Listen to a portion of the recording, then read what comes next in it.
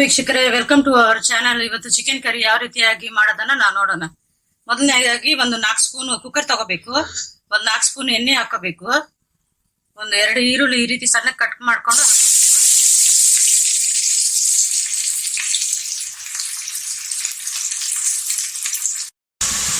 ಈ ರೀತಿ ಈರುಳ್ಳಿ ಎಲ್ಲ ಕೆಂಪುಗೆ ಸ್ವಲ್ಪ ಲೈಟ್ ಆಗಿ ಬ್ರೌನ್ ಆಗಬೇಕು.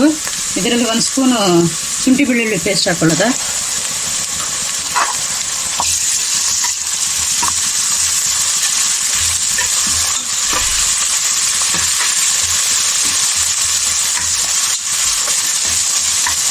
ಶುಂಠಿ ಬೆಳ್ಳುಳ್ಳಿ ಪೇಸ್ಟ್ ಹಾಕೊಂಡು ಒಂದು ಅರ್ಧ ಕೆಜಿ ಚಿಕನ್ಗೆ ನಾನು ತೋರಿಸ್ಕೊಡ್ತಾ ಇದ್ದೀನಿ.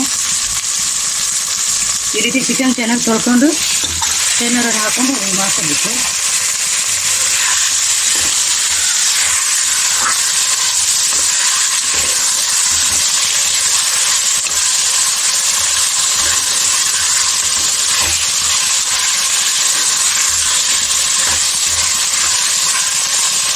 ಅದು ಹಸಿ ವಾಸನೆ ಹೋಗೋವರೆಗೆ ಒಂದು 10 ನಿಮಿಷ ಹಂಗೆ ಹುರ್ಕೋಬೇಕು. ಅಷ್ಟರಲ್ಲಿ ನಾವು ಇದಕ್ಕೆ ಏನು ಮಸಾಲೆ ಬೇಕು ಅಂತ ರುಬ್ಕೊಳ್ಳೋದು.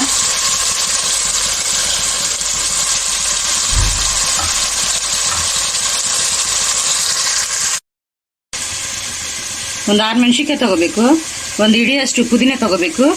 ಒಂದು ಇಡಿ ಕೊತ್ತಂಬರಿ ಸೊಪ್ಪು ತಗೋಬೇಕು. ಇದೆಲ್ಲ ಒಂದು ಮಿಕ್ಸಿಂಗ್ ಜಾರಲ್ಲಿ ಚೆನ್ನಾಗಿ ರುಬ್ಕೋಬೇಕು, ನೈಸಾಗಿ ಪೇಸ್ಟ್ ಆಗಿ.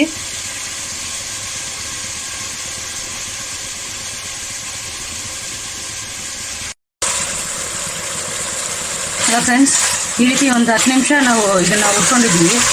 ಹಸಿ ವಾಸನೆ ಎಲ್ಲ ಹೋಯ್ತು. ಇವಾಗ ಇದರಲ್ಲಿ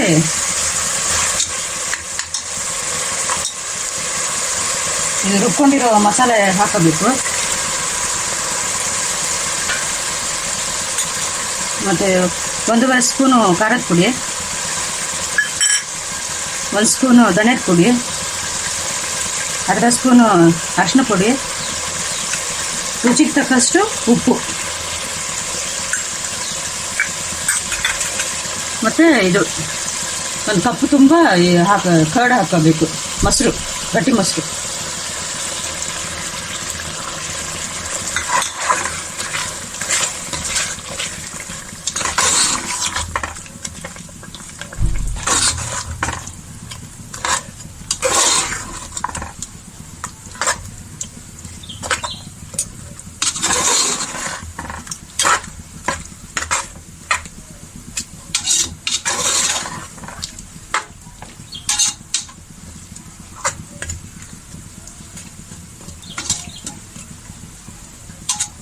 ಈ ರೀತಿ ಹಾಕ್ಕೊಂಡು ನಿಮ್ಗೆ ಎಷ್ಟು ಬೇಕೋ ಅಷ್ಟು ನೀರು ಹಾಕ್ಕೊಂಡು, ಗಟ್ಟಿ ಬೇಕಂದ್ರೆ ಸ್ವಲ್ಪ ನೀರು ಹಾಕೊಳ್ಳಿ. ಇಲ್ಲಾಂದರೆ ಎಲ್ಲಿಗೂ ಮಾಡ್ಕೋಬಾರ್ದು, ರುಚಿ ಇರಲ್ಲ.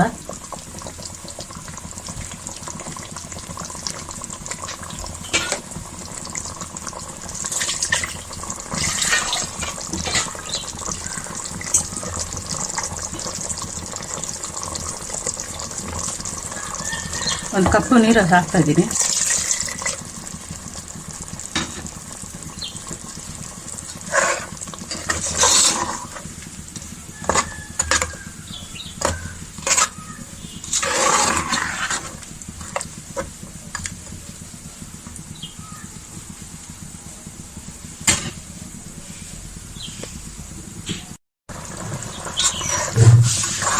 ಈ ರೀತಿ ಎಲ್ಲ ಕಲಿಸ್ಕೊಂಡಾದ್ಮೇಲೆ ಕುಕ್ಕರಲ್ಲಿ ಒಂದು 2 ಬಿಸಿಲು ಇಟ್ಬಿಡುದ. ಕುಕ್ಕರ್ ಲಿಡ್ ಹಾಕ್ಬಿಟ್ಟು ಒಂದು 2 ಬಿಸಿಲು.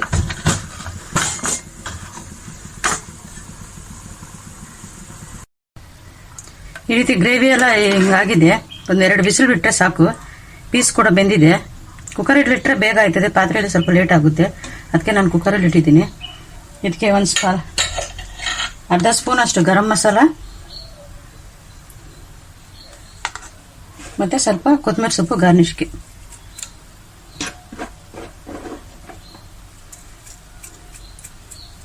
ಟ್ರೈ ಮಾಡಿ ಫ್ರೆಂಡ್ಸ್, ಇದು ರೆಸ್ಟೋರೆಂಟ್ ಸ್ಟೈಲಲ್ಲಿ ಚೆನ್ನಾಗಿ ಸೂಪರ್ ಆಗಿರುತ್ತೆ.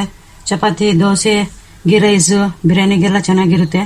ನಮ್ಮ ಚಾನಲ್ ಲೈಕ್ ಮಾಡಿ, ಶೇರ್ ಮಾಡಿ, ಸಬ್ಸ್ಕ್ರೈಬ್ ಮಾಡಿ, ಫ್ರೆಂಡ್ಸ್ ರಿಲೇಟಿವ್ಸ್ಗೆಲ್ಲ ಶೇರ್ ಮಾಡಿ, ಬೆಲ್ ಐಕಾನನ್ನು ಒತ್ತಿ. Thank you very much friends.